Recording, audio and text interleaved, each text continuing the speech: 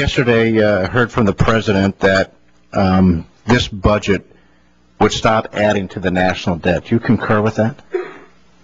Well, what this budget does, again, on our assumptions for what if Congress enacts this, it will reduce the deficit to a level that achieves what we call primary balance, meaning it's balanced except for interest payments. And for an economy like ours, growing at the rates we expect over time, meaning our economy normally grows somewhere between 2.5% and 3% over the long run, that means you have to get a deficit around 3 or slightly below to achieve primary balance. And if you achieve that in the time frame we're suggesting, then stabilize our debt burden, net held by the public, net of financial assets in the about 60%, high 60s, 70% of GDP range, and that is a level that does not threaten future growth. That's a level that is sustainable over time.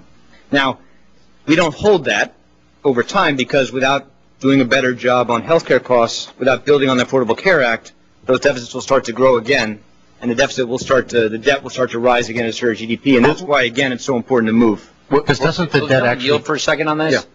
I don't see how you can square Mr. Carney, is that your new press secretary's name, Carney, or Mr. Liu, and the president's comment that we're not adding to the debt. Your own table, S14, the debt goes from 13 trillion to 26 trillion. That's subject to limit. How can you say you're not adding to debt? The statement wasn't deficits, it was debt.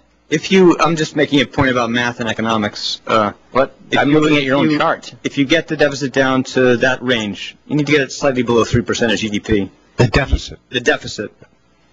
When you get it to that point, if you can hold it at that level, then the debt stops growing as a share of the economy.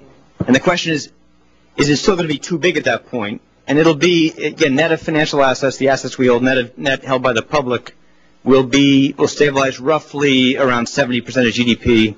That's the level we can sustain. But it doesn't hold for a long period of time because, again, the healthcare costs start to eat away at that over a longer period of time. So you have to go beyond that. Yeah, because it's a necessary but not sufficient condition. That's a way to think about it. Yeah, the numbers I saw yesterday added about $9 trillion to the debt in the next decade. Well, the period between now, again, our deficits are unsustainably high. Yeah. The period before you get them down to 3, absolutely you're adding to debt. Absolutely. Mm-hmm. And the debt's growing as a share of the economy. That's why you want to move as quickly as you can. You can't put it off indefinitely.